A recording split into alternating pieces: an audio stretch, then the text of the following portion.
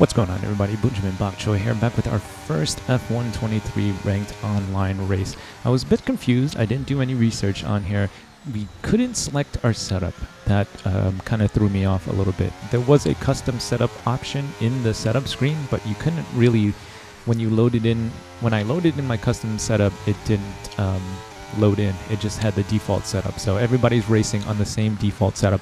I don't know if this is just because we're still in the bronze division, the lowest division, and I haven't had any actual online races yet, and so they're just kind of doing this to make sure, or to see who's got pace and who doesn't, and then they will put them into their divisions depending on what kind of pace they have. So I was a little bit confused, and also I apologize for the constant chewing in the face cam. I'm trying to quit smoking, and I picked up some nicotine gum today, so I'm chewing away like a demon, but we can just focus on the actual race. And unlike last year where you could vote on maps, this year you can you're kind of just randomly thrown into one of 3 tracks that they've already had pre-selected. So this week I believe it was Canada, I think Japan, and Brazil, and we ended up in the Canada lobby. And you can't do any online racing until you do like a 3-race series in F1 Life. I think it's just it's kind of like the sportsmanship races that they have in Gran Turismo Sport. If you played Gran Turismo Sport, you had to do a couple of sportsmanship races against the AI before you're allowed to race online. So it's kind of similar to that. But as you can see, we're waiting for the race to start, and I'm going to be surprised when we start, because when the game loads in, you're not going to be met with the same options. There's no going to the setup screen to select your tire strategy or your fuel load or anything like that. Everybody is going to be starting off with the same strategy, same fuel load, and as you can see here, we just load right into the race. I don't know if this is a bug or a glitch, or if this is how they meant to do it, but everybody's racing on the same setup, same fuel load, and you can't change your tire strategy.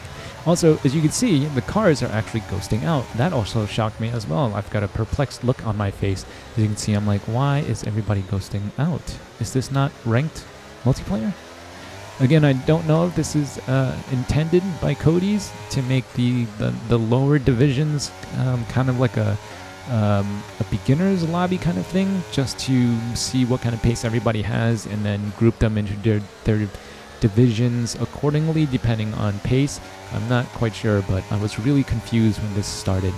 And even though we only qualified P7, I was messing around with the brake bias and differential in qualifying when it first started, so the first few corners were kind of nasty compared to what I can normally do.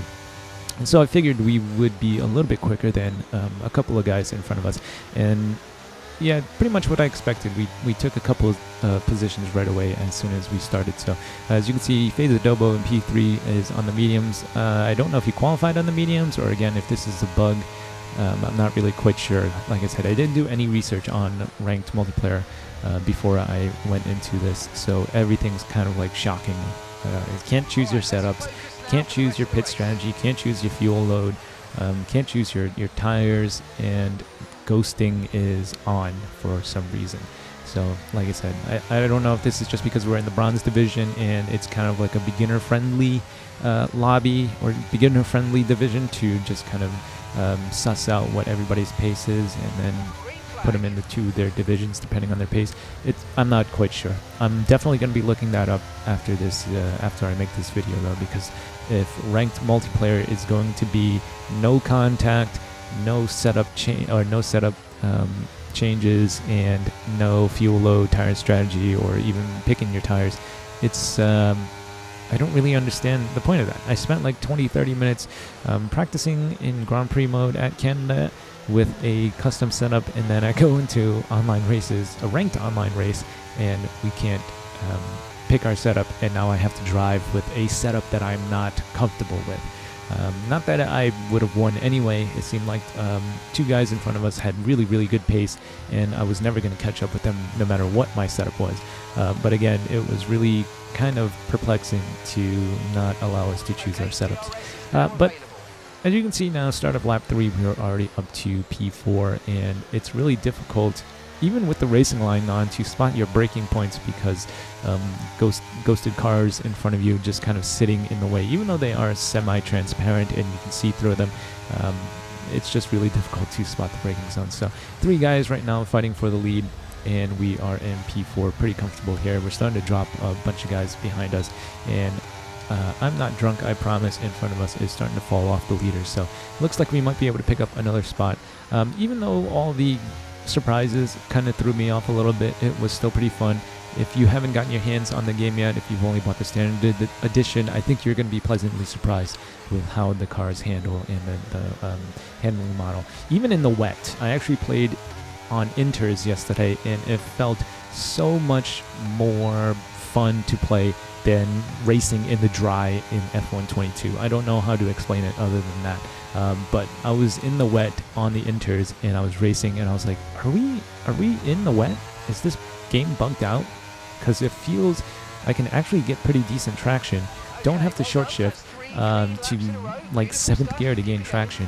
Oh, also, short shifting and taking corners in super high gears doesn't seem as OP this year as it was last year. You will see, once again, if you haven't gotten your hands on the game yet. If the game recommends you to take a corner in 2nd gear, even taking the corner in 3rd gear, you're going to get a lot of oversteer. The engine's going to feel like it's bogged down. Now, you can definitely get away with it. You can definitely take 2nd gear corners in 3rd gear if you know what you're doing.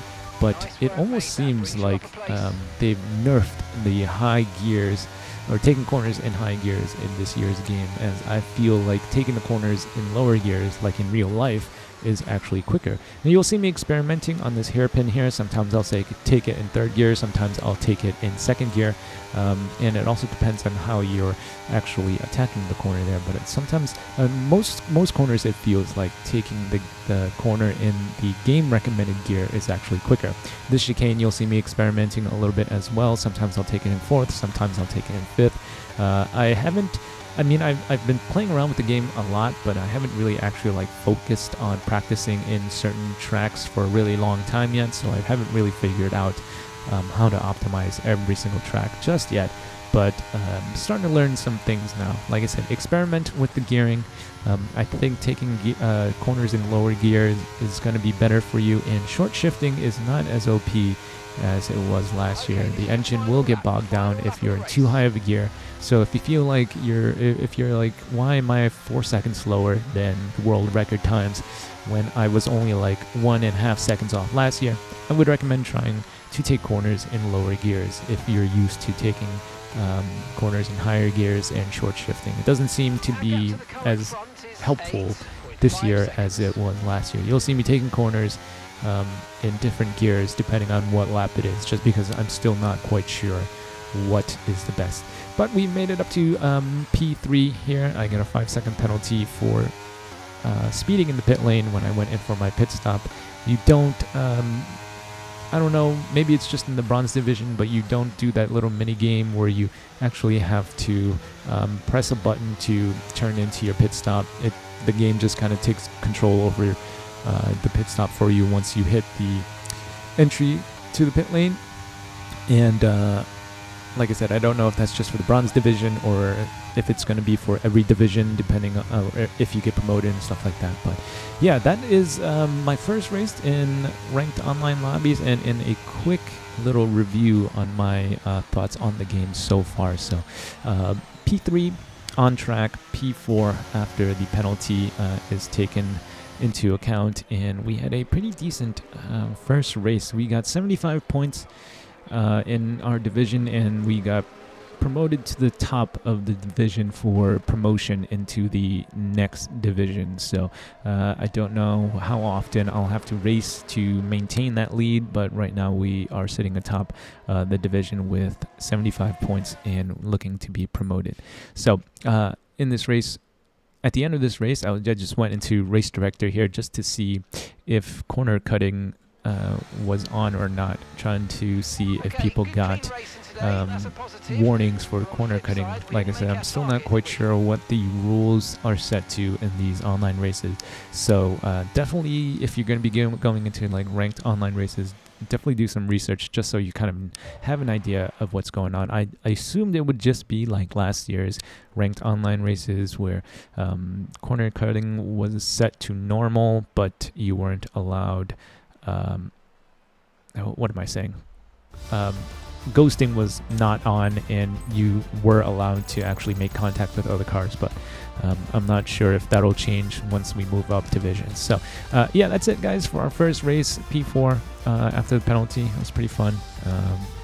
I'll have plenty more races going up as we play some more ranked races. So thank you guys for watching. If you think I've earned it, feel free to leave a like, comment, or subscribe. Stay tuned for more. Remember to eat bok choy, and I'll see you guys in the next one.